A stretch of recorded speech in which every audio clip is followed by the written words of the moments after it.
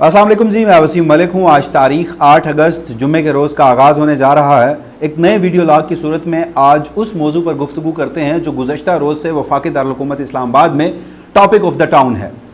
خواجہ آصف سے متعلق ایک معاملہ گزشتہ روز کی ویڈیو میں نے آپ کے سامنے رکھا جو براہ راست جڑا تھا اس پنجاب کی بیوروکریسی کے ایک ADCR سے، جس سے متعلق خواجہ آصف کے استعفے کی خبریں بھی چلائی جا رہی تھیں۔ اس میں آج کچھ نئے انکشافات ہوئے ہیں، کچھ نئی ڈیولپمنٹ سامنے آئی ہیں، اور پھر یہ وہی خبر تھی جس کو بنیاد بنا کر یہ قیاس رائیاں کی جا رہی تھیں۔ یہ سوال پوچھا جا رہا تھا کہ کیا حقیقتاً اس ملک کی ملٹری اسٹیبلشمنٹ اور رولنگ الائنس یا پھر بالخصوص مسلم لیگ نون کے درمیان معاملات جو ہیں وہ خراب ہو چکے ہیں، ایک صفحہ جو ہے وہ اب پھٹ چکا ہے، اور پھر محمد مالک صاحب کی وہ خبر کہ 2000 ارب روپے کی کرپشن اور اس میں اسٹیبلشمنٹ کا فیصلہ کہ 500 ارب روپے کی وصولیاں، اور اس میں کچھ سیاستدان، کچھ بیوروکریٹس اور کچھ ادارے کے لوگ بھی شامل ہیں۔ تو آج کے روز کیا ایسی ڈیولپمنٹس ہوئی ہیں اس معاملے میں، اور اب یہ ڈیولپنگ سٹوری کیا رخ اختیار کرنے جا رہی ہے، اس سے متعلق کچھ تفصیلات جو ہیں وہ آج کی ویڈیو کی صورت میں آپ کے سامنے رکھوں گا۔ جبکہ ایک اور دلچسپ بات ایک اور حقائق کی صورت میں آج سامنے آئی، وہ یہ کہ معاملہ صرف خواجہ آصف صاحب کا نہیں ہے، بلکہ ایک اور اہم ترین وزیر جو کہ ڈپٹی وزیر اعظم بھی ہیں، یعنی اسحاق ڈار، ان کی اور اسٹیبلشمنٹ سے متعلق بھی کچھ سیم صفحہ نہ ہونے سے متعلق تفصیلات سامنے آ رہی ہیں۔ لیکن کیا اس کا فائدہ پاکستان تحریک انصاف کو ہوگا؟ اب یہ سب سے بڑا سوال ہے۔ اور دوسرے نمبر پر گزشتہ رات 11 بجے سپریم کورٹ آف پاکستان سے ایک حیران کن ڈیولپمنٹ سامنے آتی ہے، اور ایک انتہائی اہم ترین کیس، اور یہ وہ کیس ہے جو گزشتہ روز سارا دن مین سٹریم میڈیا یا پھر ہمارے اخبارات اور سوشل میڈیا کی زینت بنا رہا۔ وہ مقدمہ آج کے روز سماعت کے لیے مقرر ہو چکا ہے، اور کوئی نہیں، آئینی بینچ کے سربراہ جسٹس امین الدین خان اس سے سماعت کرنے جا رہے ہیں۔ اور پھر رات گئے اس مقدمے کو سماعت کے لیے مقرر کرنے کی ضرورت کیوں پڑی، یہ سوال بھی پوچھا جا رہا ہے۔ جبکہ تیسرے نمبر پر پنجاب میں مریم سرکار کے شرمناک کارنامے جو ہیں وہ اب سامنے آنا شروع ہو چکے ہیں۔ اس کی کیا کہانی ہے، یہ تمام تفصیلات جو ہیں آج کی اس ویڈیو کی صورت میں آپ کے سامنے رکھتا ہوں۔ یہ جو خواجہ آصف، اقبال سنگیڑا، اور پھر جو ایک نیا انکشاف گزشتہ روز ایک صحافی کی جانب سے کیا گیا کہ ڈپٹی وزیر اعظم اسحاق ڈار، اور اس کو بنیاد بنا کر ایک صفحہ پھٹنے کی خبر، ان تفصیلات پر جو گزشتہ دن کچھ ڈیولپمنٹس ہوئی ہیں اس سے متعلق تو میں آتا ہوں، مگر اس سے قبل میں ذرا سپریم کورٹ آف پاکستان سے متعلق ایک گفتگو کر لیتا ہوں۔ بیریا ٹاؤن کا معاملہ ہے۔ بیریا ٹاؤن ویسے تو گزشتہ کئی سالوں سے بلکہ دہائیوں سے، اور پھر بالخصوص گزشتہ چند مہینوں سے، اور عمران خان سے متعلق ملک ریاض کے جو معاملات اور وعدہ گواہ، یہ ساری چیزیں لائم لائٹ میں رہی ہیں۔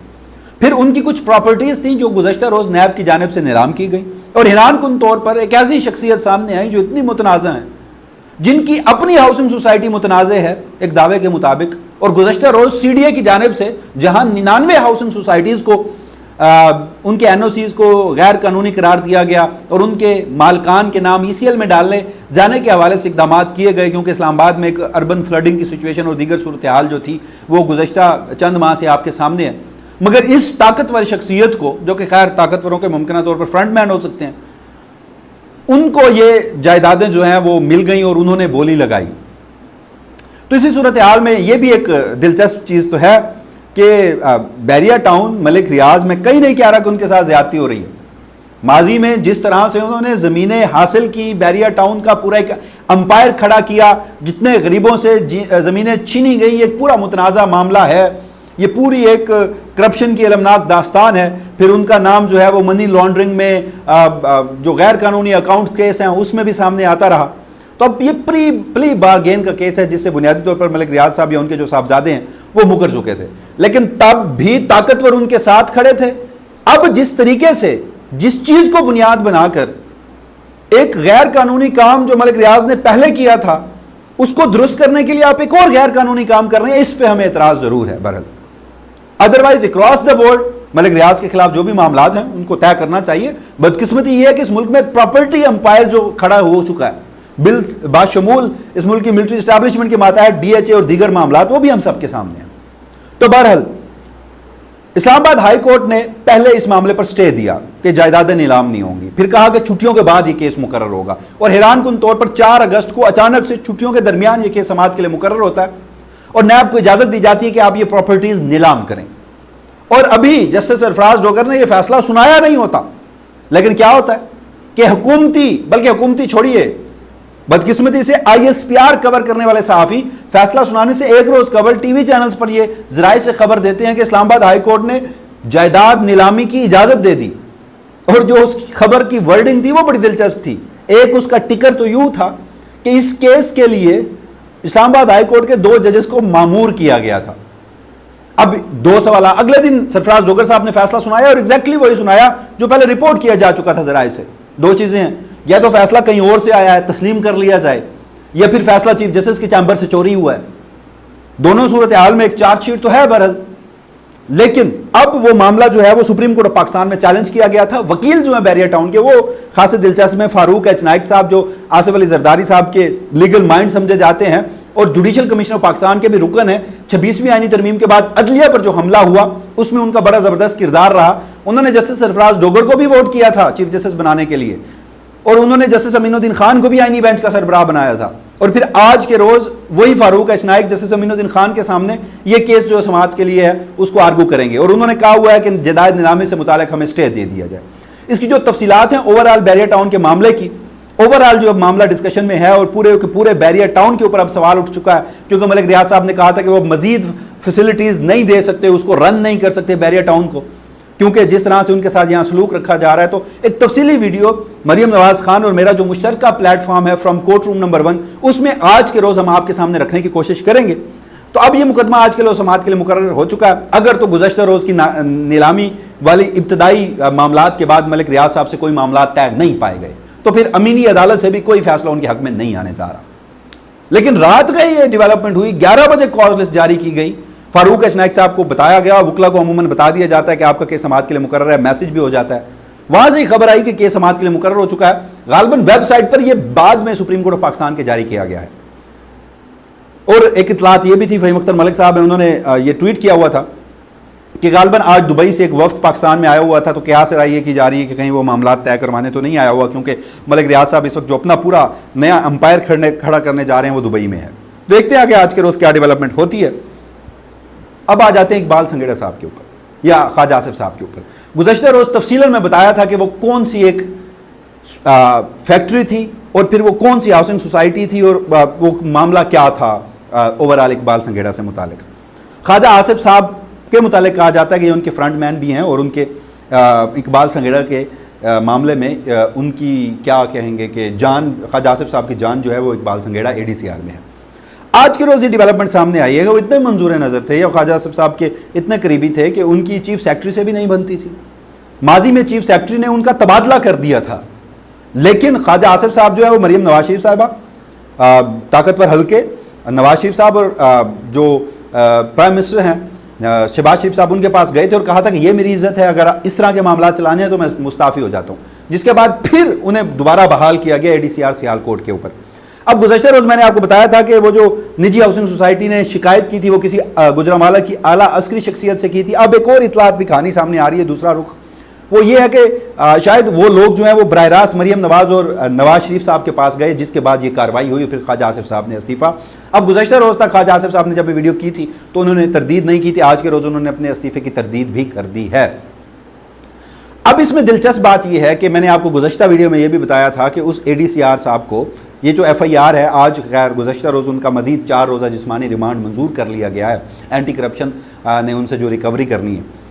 اس سے قبل کچھ اور طاقتور لوگوں نے، سویلین ادارہ وہ نہیں آبویس ہے، آپ سمجھ چکے ہوں گے، انہوں نے جب تفتیش کی تو ان کے مطابق کوئی 4 سے 5 ارب روپے کی کرپشن ہے ایک بیوروکریٹ کی، ایک ADCR کی، صرف سیال کوٹ میں، اور یہ محسن نقوی کے دور میں لگائے گئے تھے ADCR، اطلاعات یہ بھی ہیں۔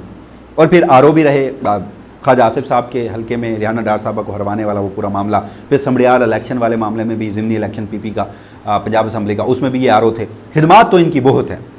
تو بہرحال پھر یہ ڈیولپمنٹ جو میں آپ کو بتا رہا ہوں کہ 4-5 ارب روپے کی کرپشن کا معاملہ بتایا جا رہا ہے، لیکن آج گزشتہ روز جب پولیس نے ان کا ریمانڈ لیا تو کہا گیا کہ غالباً کوئی 4 کروڑ کچھ لاکھ اور کچھ ہزار روپے کی ریکوری کرانی ہے، یا 5 کروڑ روپے کے ارد گرد ان سے ریکوری کروانی ہے۔ اور اطلاعات یہ بھی ہیں کہ وہ یہ تسلیم کر چکے تھے جہاں انہیں جس فارم ہاؤس پہ جہاں اٹھا کے لے جایا گیا تھا، اور جہاں جو سویلین ادارے ہیں وہ تو نہیں تھے، کوئی اور ادارہ تھا جب انہوں نے تفتیش کی تھی، تو 82 کروڑ روپے کے ایسٹ تو وہ شخص جو ہے وہ خود تسلیم کر چکا تھا سیال کوٹ کی حد تک۔ اب ان سے 4-5 کروڑ روپے کی ریکوری، تو یہ معاملہ غالباً دبایا جا رہا ہے. خواجہ آصف صاحب جو ہیں وہ شاید اس مرتبہ بھی کامیاب ہوئے ہیں. تو یہ اوورآل ایک پوری کہانی ہے. گزشتہ باقی کہانی جو ہے وہ میں گزشتہ ویڈیو میں بتا چکا ہوں، وہ میں اب دوبارہ رپیٹ نہیں کرنا چاہتا. تو دوسرا جو اس معاملے میں موقف ہے، جیسے میں نے آپ کو بتایا کہ حبیب اکرم صاحب ہے، انہوں نے آج کے روز ایک انکشاف کیا ہے کہ فیلڈ مارشل عاصم منیر کے دورہ امریکہ کے بعد سے یہ تاثر ابھرا کہ فیلڈ مارشل ہی پاکستان کے واحد فیصلہ ساز اور حکمران ہیں. گورنمنٹ جو ہے وہ ڈاؤن پلے ہوئی اور فیلڈ مارشل صاحب پلے اپ ہوئے ساری صورتحال میں. تو اس سے متعلق تشویش پائی جاتی ہے PMLN میں، اور اسحاق ڈار صاحب نے اب وزارت خارجہ کو کہہ دیا ہے کہ یہاں کچھ نہیں ہوگا میری مرضی کے بغیر، اور کسی دورے کے حوالے سے بھی انہوں نے گفتگو کی. خیر بہرحال لب لباب یہ تھا کہ شاید خواجہ آصف کے بعد ڈپٹی وزیر اعظم اسحاق ڈار، جو کہ براہ راست اگر ڈپٹی وزیر اعظم اسحاق ڈار ہیں تو پھر آپ سمجھ لیجیے کہ نواز شریف صاحب ہیں، تو وہ بھی کہیں نہ کہیں پریشان ہیں. اور پھر انصار عباسی صاحب نے بھی کہا کہ بیوروکریسی سے متعلق خواجہ آصف صاحب کا جو ٹویٹ ہے اس سے بیوروکریسی میں تشویش پائی جاتی ہے.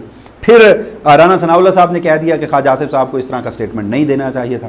تو بہرحال یہ ساری ڈیولپمنٹ تھی، اور اس کو جوڑ کر اگین رکھا جا رہا تھا محمد مالک صاحب کی اس خبر کے مطابق کہ جی وہ 2000 ارب روپے کی کرپشن اور 500 ارب روپے کی اس میں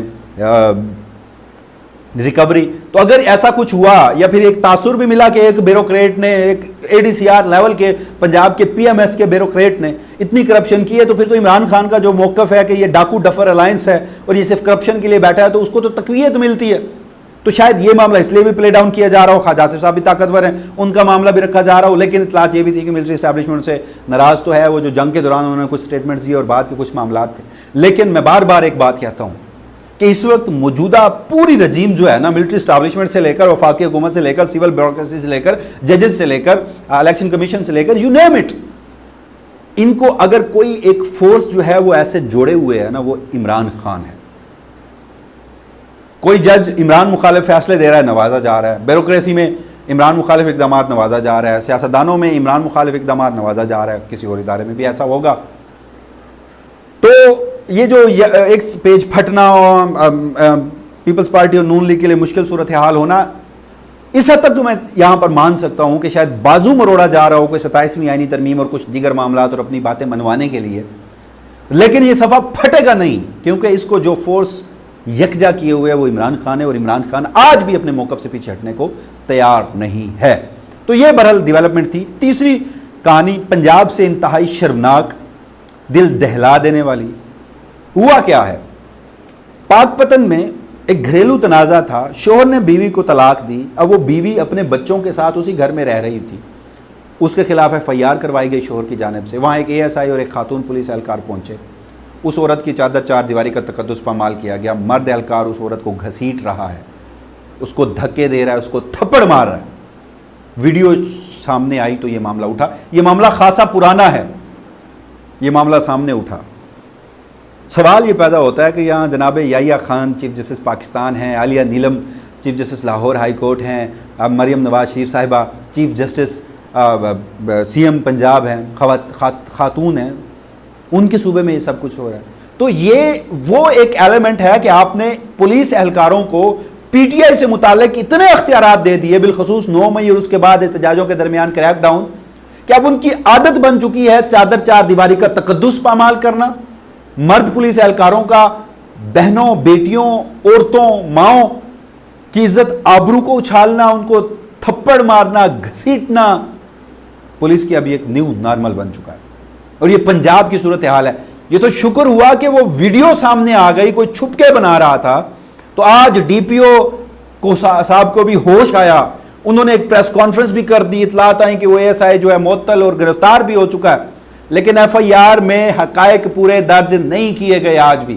اگر یہ معاملہ سوشل میڈیا پہ نہ آتا تو کیا DPO پاک پتن جاگتا؟ ویسے تو شرمناک کردار ہے اس میں پنجاب حکومت کا، اور ایسے نظام انصاف پہ تف ہے جو چیف جسٹس یحییٰ افریدی اور جسٹس عالیہ نیلم اور دیگر جج صاحبان کی موجودگی میں اس وقت قائم ہے، کہ کیمرے کی آنکھ میں محفوظ ہوا ایک ماں، بہن، بیٹی، اس کی تقدس، اس کی عزت آبرو پامال ہو رہی ہے، چادر چار دیواری، اس کی سلامتی خطرے میں ہے.